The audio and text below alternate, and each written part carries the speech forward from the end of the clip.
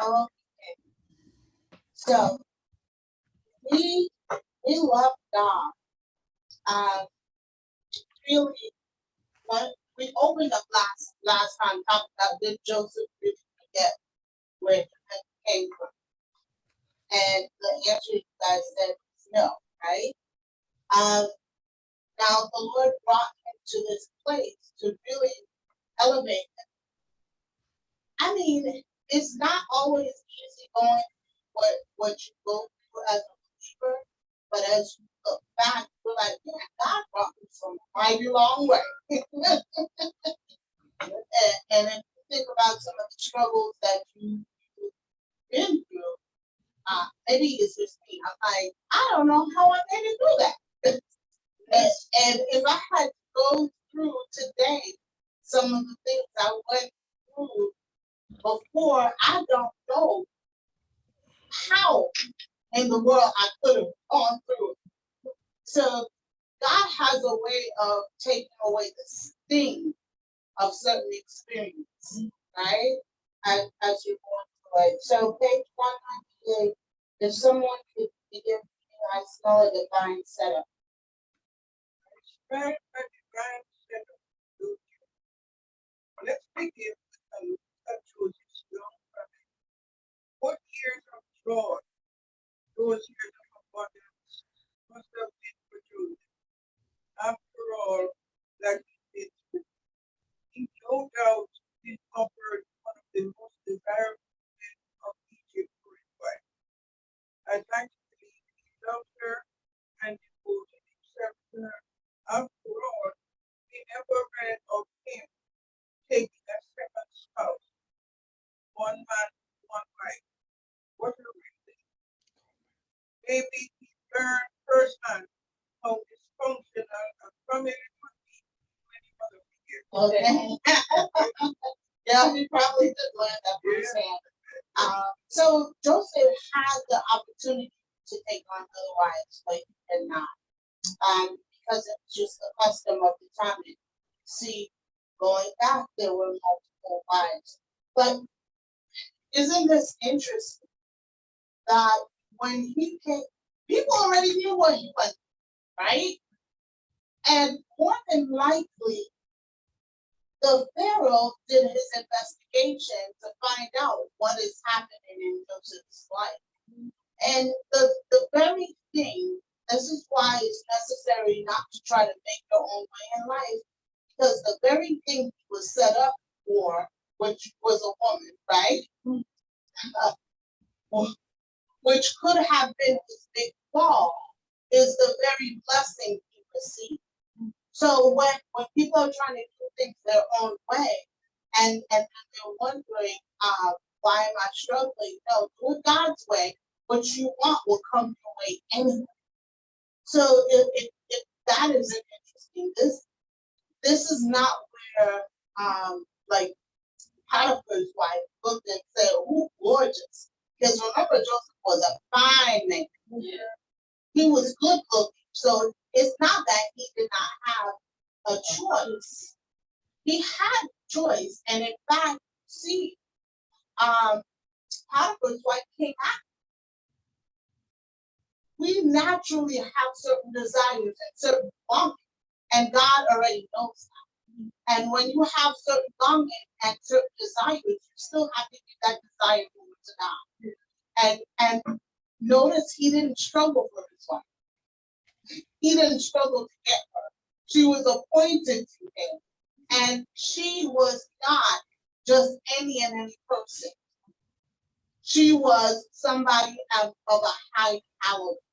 And as we talked about last week, her dad was a priest, and I'm sure she had status. So he married into a status, although he was living previously as a prisoner, as a servant, as a slave, as a reject. You could go on down the list. You could be living one way, one moment, but when God opens the door, you live a whole different existence.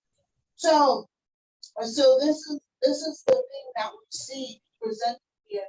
And I know that these are things in reading the Bible we don't often hear about. That God knew there was a time of famine coming, but He allowed it. And that's the beautiful part, because if God give us too much, we like, huh? Yes, yes. And if it comes too quickly, He already know. Lord, please don't like that prayer. And I'm paraphrasing. Please don't give me too much that I may forget you, and don't give me too little that I might curse you. Right? So this is what Joseph already went through a lot, but he also had a period of abundance. Thank God for abundance, the season of abundance, because he did not lose faith in the middle of the struggle. Amen. And so go ahead, Mama Jackson. Joseph seems to respect his child. As a father of young sons, Joseph probably thought about what he wanted to do differently from his father. And what he wanted to imitate. Okay, let's pause. What was his father like?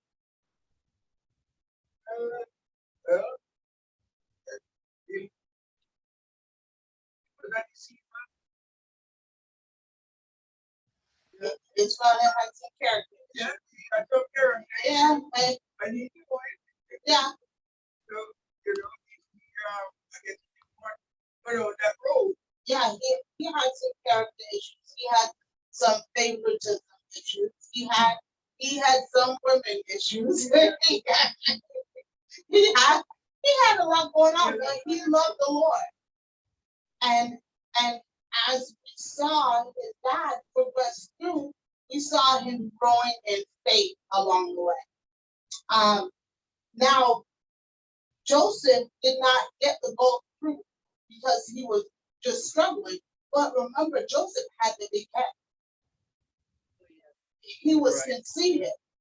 And all throughout, you see one who was not very weak, not very strong, but became stronger as he got older.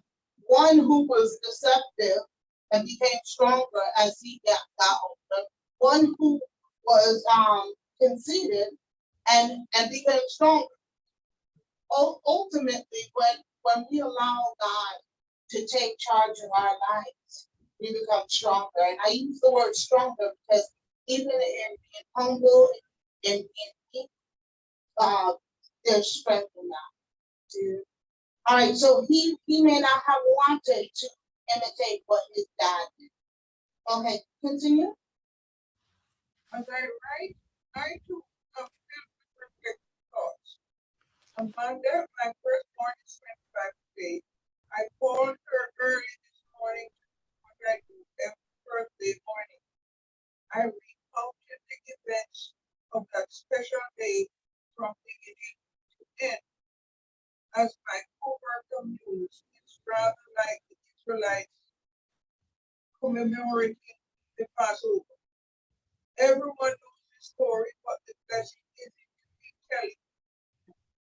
Amanda savors every detail about it and even asks questions that have answers she already knows. The birth of my first child made me consider, like nothing else, what I wanted to do differently and what I wanted to do the same as my beloved. Okay, so let's pause. What's something, once you had your first child, that you decided you wanted to be purposeful? Okay.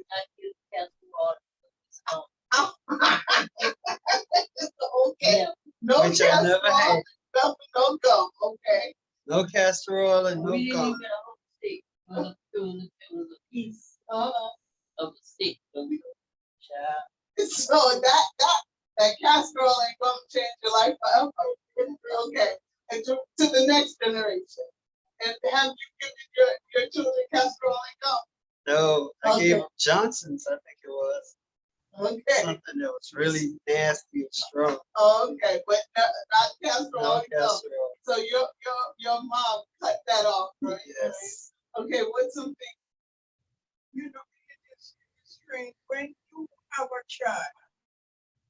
You look at everything that your mother used to do and say to you, and you may use some of those, whatever you pick up there, but you still put in your own because you are at another place where your mother has not been. Yes. So do you recall one thing for the purpose that you were going to do? It's whatever it's hard Okay. because when you are an immigrant, because I was born in Jamaica, my children were born in Canada, and so it was a whole different experience. So it's hard for me to. I decided just do everything as I go along. Got it. Do what is best as I go along. No pre-consideration. This is what I'm going to do. But as the time comes and I go along, I do the best of what I know that I have to do. So would you say you grew with power? 'Cause Yeah. that's what it sounded like. You were purpose not to do things as Yeah. before, but to grow. To grow as I go along. Got Yeah. it. Because you're in a different place and you're a different culture. You know, it's a whole different culture. So when you're in another country, in a different culture, you have to work along with the culture. Yeah. Make the child the best way and discover everything. And that makes sense because really, if you could have decided that I'm going to try to raise him the way I was, I would but do you would be fucking against a Yeah. whole cultural. a whole More. culture. Okay. What was something that you purposed? That I used. Yeah. I wanted Or to. I may say use, or maybe not use purpose that you want them to do. Don't worry, your mom is I know she's in the room, but she won't be to the front. Well, one thing I purposed for my children was also order. Specifically, okay, when we wash the dishes, we try to put them up, and they bucked that system for a while. They'll wash them and leave them in the drain board. But I would keep on saying, "Hey, you need to put the dishes up." And I said, "There's two places that need to be the cleanest: the bathroom and the kitchen." Where you got that from? And I said, From your mom. the rest of your room could be a whirlwind, but those two places, they have to be clean, immaculate. Sweep the floor after you finish the kitchen, mop the kitchen. And so those things I drilled into those standards, as well as taught them that they'll be able to wash their own clothes, the washing machine, and so and even iron if necessary. And so they learned how to do that, and those were standards that I had with my children.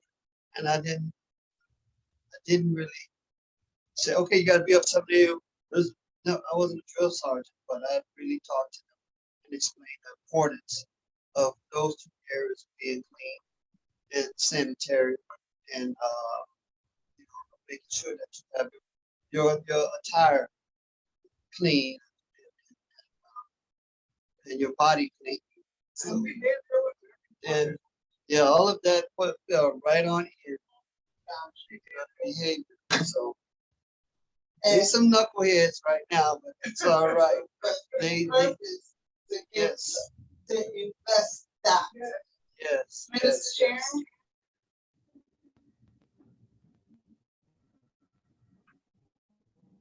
yes. Minister Sharon? She's there. You're muted. Yes, ma'am, I was muted. Okay. Yes. What was one thing that you purposed to do when after you had your first child? What's the first thing I was? What's one thing you purposed to do after you had your first child? After I had my first child, I read the, In I raising, read, huh? in raising your first child, what's the first thing you purposed? The one thing you purposed to do? I'm having a difficult time hearing. Wait a minute. I don't know what I'm doing now. Now say it again. What's one thing you purpose to do when raising your first child? This is what I'm saying. I read a book because I didn't know what I was doing. That's the Okay. first thing that I did.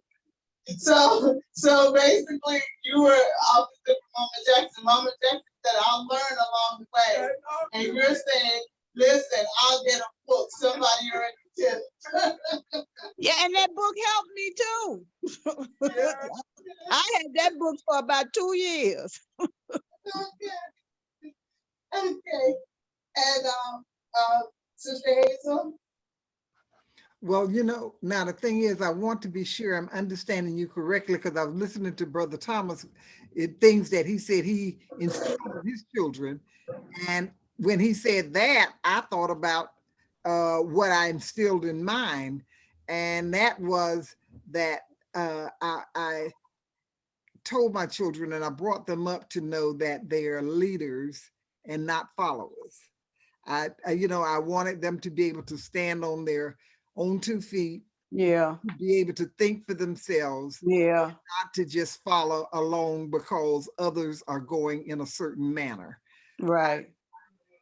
Okay, dear. And I just told my children, listen, be able to think for yourselves. That's good. That's good. That's real good. Yes. So basically every single person had something that they purposed within themselves, right?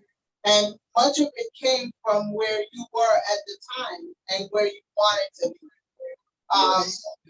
or where you wanted to lead your children. So likewise, I would think that here Joseph now has a family.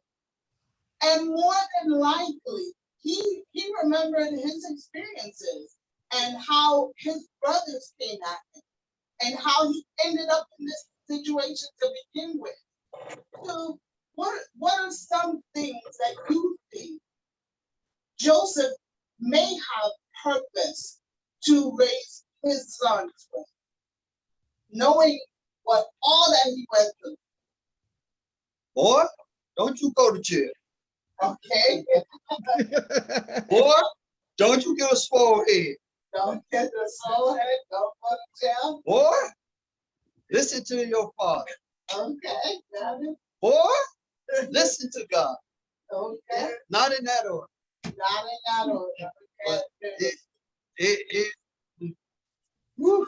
He said he's a repeat offender. He said, boy, I got the stripe to show that I was a repeat offender and I ain't did nothing wrong. Yeah. And what do you think? Oh, another one. Boy, watch your mouth. Okay, watch your mouth. Here's some boys I do, Fred, because I try to instill from you without that. I want you to get an education that you can buy your own loaf of bread. Yeah, I will put it in your head. Don't wait on no husband, no man that is going to give you your bread. Always be sure you can buy your own loaf of bread. You pound the sugar, you pound the flour. So you think that's what Joseph is still? Make a cake. No. Huh? Yeah. Make a cake for See, a biscuits. girl is different from a boy child. Uh-huh. So you have to talk to them differently. But then you have the girl child, and you don't want them to not have the wherewithal to provide for themselves. And they might be looking at Harry James, oh, he's gonna give me some money and I'll be able to go buy a bread. No. Got that. You took your own bread. Okay, is it? All right, anything else? All right, Keep yourself clean. Have manners. Be obedient. Yes. Obedience is very strong. got it. Better than sacrifice. Don't talk. Yeah, Don't talk back. yeah. Yeah. So, okay, if you could pick up the moment. Okay. Uh,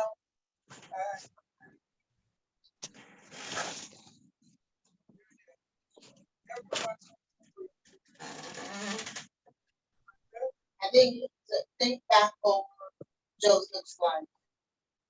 think back over Joseph's life. He was sold to the Ishmaelites at 17. He was 30 when elevated to second in command over Egypt. The boys were born in the first cycle of 7 years, the years of abundance.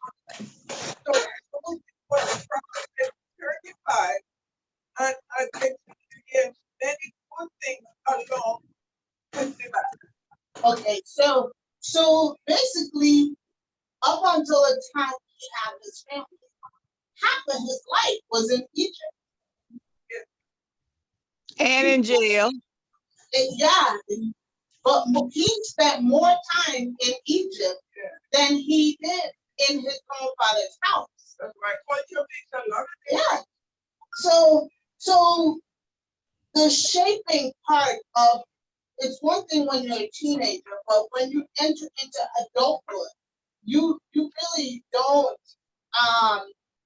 do some of the things you did as a kid. So now he's entering into a new part of his life. At 35, you grown, don't you? And he had gone through a lot. What difference do you think Joseph wanted to see in his home in contrast to his childhood? Peace. No, Peace, love. his brothers he had, they would treat him so bad because he was from their mother. A lot of dysfunction. Yeah, I would agree because that very well could be, and like she mentioned earlier, that notice he only had one wife, Yeah, one way. whereas he had brothers that came from different mothers, and he had to deal with that because he was from the paper club. Yeah. So there was So more than likely we'll see that did not make him comfortable in the long run because somebody may be favored, and no matter how favored you are, doesn't stop you from being an outcast. Okay, go ahead. we humans are mixed bag. Maybe even a bag of mixed nuts. Uh, As we've discussed before, our biggest consistency is probably our inconsistency. Look back at the meaning of Joseph's firstborn name. International Commentary translate the Hebrew as God has made me forget entirely all my suffering and my family. okay. And in other words, I'm not gonna let that define me. That's it. What I went through with my family, I'm not going to let it define me Or his family. or what I do with my family. Exactly. And so this is a struggle because we live in a society that people are constantly trying to go back to the wrongs that their parents did, not realizing that there comes a point that you have the purpose. This is the direction that I am going in. This is the direction that my family will go in. And by the grace of God, it's the direction and the purpose of God, not just of ourselves. So I know a lot of people have gone through a lot of stuff, but it does not just determine your destiny. And that's where you'll see people struggling and all kinds of things. It's like, no. Yes, he was in prison. Yes, he was in a pit. Yes, he was accused. Yes, he was forgotten. All of these things, you go down the line. Yes, he was talked about, but that never stopped him from entering into his destiny. And so, go ahead. Entirely. Entirely, we might want to ask Joseph, is that why you named both boys Hebrew names and your firstborn a name that would always make you remember? Just think about it. Every time he called his first son by his name, make him forget. So this ironically reminded himself of what he was trying to forget. Manasseh's whole name might as well have been making forget what I intended for Amanda to be my Manasseh. Little did I know she would become the catalyst God would make me the my God. Now, isn't that interesting? So that was saying basically, in order to move forward, I had to do some stuff. That means you may have to forgive some Yeah. stuff. You may have to forget some stuff. So and with them being of Egyptian lineage from their mom's side, and he is Hebrew, he gave them Hebrew names. Talk about letting your child stand out in the middle of a foreign place. Yeah, yeah. They're standing out. And some people may or may not know people, or may not know what the name meant, but he did. The other country name. Yes, yes, yes. If somebody goes to China and they call the child sunshine, right? And so that's not Mandarin. You know? If it's a place where they don't speak English, it's like, okay, sunshine. You may not know what it means. Just like people come here from other cultures and they have a name. The name have a meaning. Right, Sister Praise? Right, Sister Praise? Yes. So imagine if we go around today calling you, hey, Sister Praise, Mother Praise. How you doing? Huh? Sugar. And a couple of years ago, we went around finding out the meaning of our names. So imagine if we call ourselves by the meaning of our name. Right. Huh? So this is where they got to go around. I don't even think I would name my child something about forgetting. Because that don't even sound right. What about names like Bonquisha? I'm sure there's a meaning. So as soon as you find out, let me know. And having these children with all these names these days is trying to figure out. Let me give you one instance. There's a young man in Orlando, very mannerable, and his name is 12. Okay. Because he's the 12th child. Yeah. So his actual name is TWE. Yeah, mom ran out of names. That's okay. So I asked him, I said, the rest of the family, 11, 10, 90, some people. He said, no, he just named 12 because, I was the 12th and the last one. So, but people give people names for certain reasons. Yeah. My mom gave me Thomas for a reason. Not that I'm a doubter, but just because I want to know great disciples of God. And she saw it in her future. She was looking and said, yep, he looked like a Thomas. You see, she laughing, right? I ain't got no copy on that. You see that? So, I need to fact check. The first school, I'm sorry. Go ahead. Go ahead. The first school that I worked at was an elementary school, and the little boy's name was Mr. His name was Mr. Williams. And it took me a good minute to figure out why she named her child first name Mr. Because she wanted everybody to call him Mr. and not boy. That's right.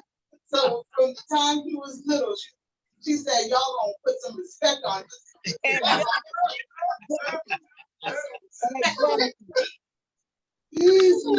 Mr. Wood. Yeah, so I mean, Mr. as much thought doesn't always go into it, but even though you mentioned some of the names, this study sparked a lot of other studies for me, and tied into the DNA test that I took, finding out that the region that my ancestors came from are primary Igbo region, but some of the terms that I use as a Jamaican, I didn't realize come directly from the region. Some of the names also come directly from the region. So, Quisha. Oh, Quisha. Any kind of Quisha. Oh, Quisha. And Shaniqua. And all the Quisha. That's not something that's new. And Right. if you've ever searched or seen pictures on Facebook or social media, all these styles, hairstyles, the dreads that they have gone back a long time. Gold tooth, gone back a long time. Nose ring, gone back a long time, longer than we know about it. It's like, no, we look at it at least we meaning me. I look at it and I'm like, ooh, that's not cute. With the big old things. Right. But then when you see and you understand the culture and seeing that, oh no, this was around, this style was around longer than we got there. Before our great grandparents were thought of. And it just looks new today. But it's been around a long time. And it looks as if that we're saying, oh no, that's those people. Not realizing that this was established for a purpose. All right, so let's continue. Go ahead. Don't forget you can run it out there from my pocket. Northway, I started getting wondering. Have you heard of an ascent of sorts? Who or what did you believe would cause you to forget something came? Okay. Oh. So I would assume that there were things that you guys thought you would never. In fact, you would hold on to it that you probably can't remember today. But there is, notice I said you can't remember. So there's things you mentally may not be able to remember, but there are also things that you may not be. Let me tell you, this is something I remember to today. I don't remember the pain of it, but in the moment I remember I felt devastated. I must have been about 3 years old, maybe 2. Yeah, I was walking. I may have been in Jamaica.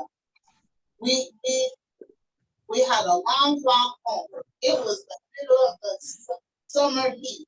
I had black patent leather shoes, and my toes were burning. And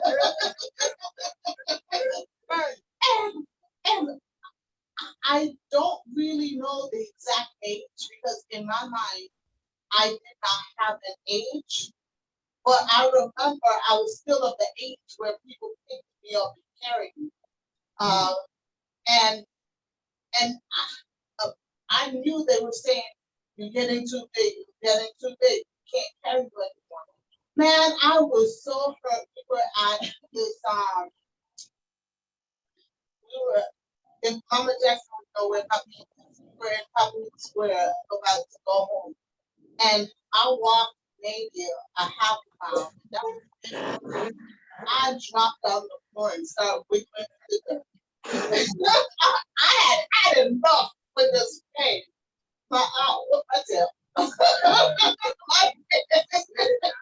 Yes. I got a woman right here in my frontal protection. And I'm like, but I was feeling pain. And I couldn't do it anymore. I thought I couldn't do it. Yeah. So what we did was she rested. And you know, there's times we're going through and it's very difficult. But that's why God gives us opportunity and periods of rest. Because if you continue to go through things constantly without that period of rest, that pain persists. Yes. So I thank God, even as we're at this point in the lesson, that Joseph got his period of rest. All right, did it? I probably took us off. I just remember that shit burning today. I don't remember a whole lot of things in life, but I remember that shit. Okay. Go ahead, Mama Jackson, the next paragraph. I can't resist repeating before you think Nile is not a river in Egypt, nor is it the way we get over or past. The Nile, just like the real Nile, has a way of finally hitting the stage until we nearly drown in the very past we try to ignore. Furthermore, saddling as spouse, baby, or friend with the responsibility of being consistently so wonderful that we forget all things terrible as a bit much. Frankly, no one stays that wonderful. Okay. In other words, you can't style your way through. You can't deny your way through. And we have two staff members who are related. And so they were sharing the story with me. Well, someone was sharing the story with me. One of the staff members, his grandfather was up in age.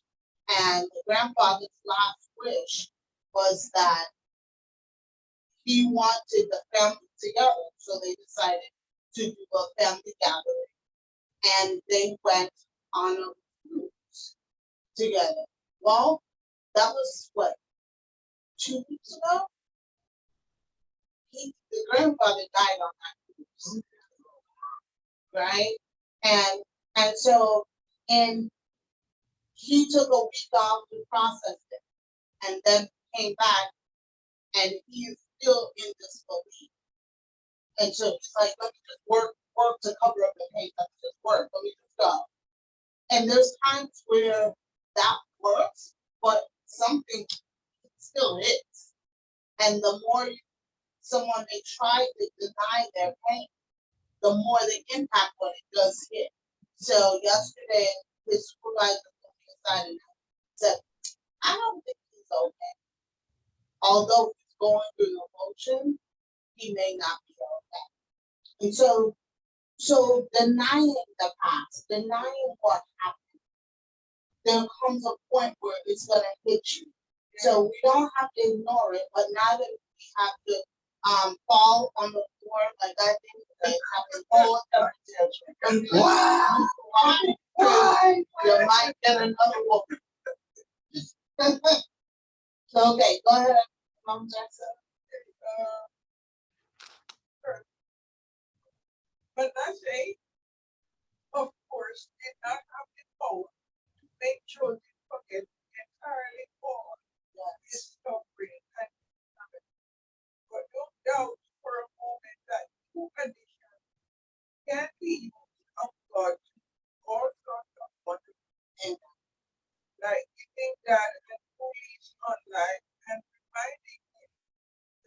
God is still very good.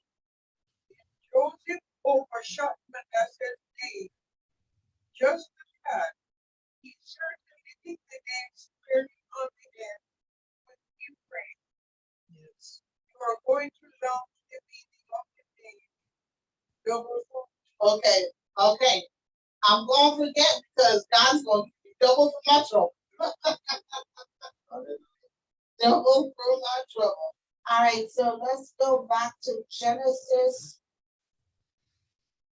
Genesis chapter 41, verse 52. Genesis 41, verse 52.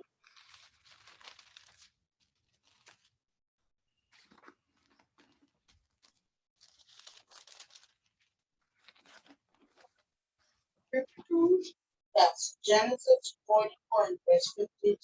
and the name of the second called Ephraim. For God has caused me to be fruitful in the land of my affliction. Yes. So God allowed. There's times in you want to be someplace else, and at any point, right? I would think by this point he could have tried to find his way back home. He could have escaped, but he remembered. You know what? God has watched over me, and God is going to help me to forget and make me fruitful. So, where exactly had God made Joseph doubly fruitful?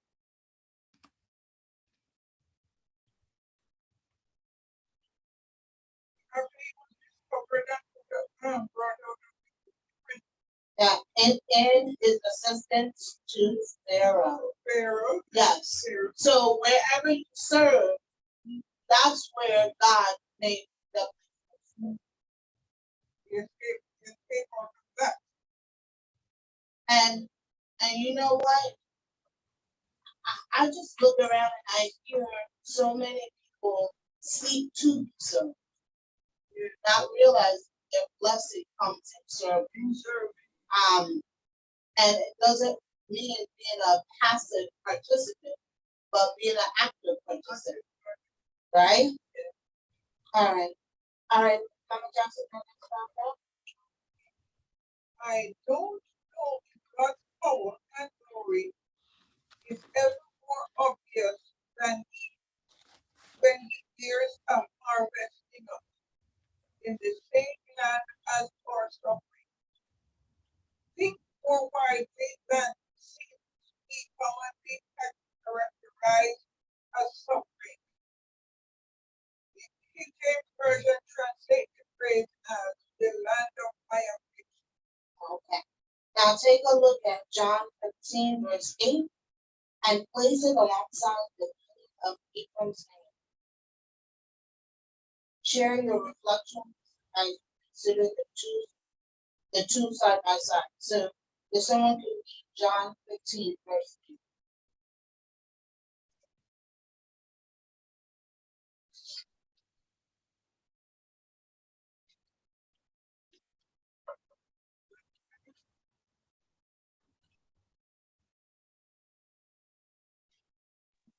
You said John 15, Verse 8. verse 8. Herein is my Father glorified, that ye bear much fruit, so shall ye be my disciples. So how does that compare to Ephraim's name?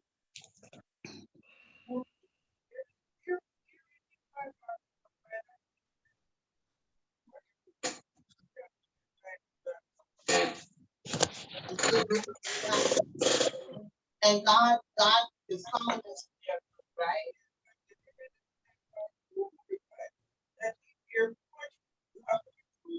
Yes, yes, yes. What does it mean to be fruitful? What does that mean for us? For us today, uh, I take it as being wealthy in knowledge and being able to multiply that knowledge to bless someone else with that knowledge. For instance, uh, my nephews, my nephew reminded me that I took them to the bus yard that I used to work at. They visited. So that knowledge, what I had already, has already been applied into my nephew, which works on cars. Oh, So that lets me know that the combination of his father and myself spread the knowledge to my nephew. So I look at it that way, and the other gentleman that I taught blessed, that knowledge that I had, it multiplied. yes.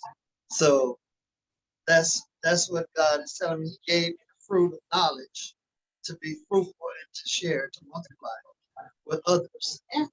And so that's just like our author back here wrote many books, and that she spread the knowledge that she has to bless us. And so she's doing the multiplying as well by the copies of books that she sold and wrote. So Good, good. I like that. Who else? What does it mean to Sometimes you are the knowledge you have of the word, and sometimes you meet someone for the first time, and it just that has your asking or speaking, you're able to impart something in that person that they differently. Oh, I'm hearing something I've never heard before, and it's like passing the word on. You do it constantly when you go someplace. Someone, so they think the person don't want to hear it, but when you pass it on, they accept it. And it's for over years, I met someone who said, and And you're fruitful, Mama Jackson. I see what you think. The text messages. So much. Anybody else? Whatever you do.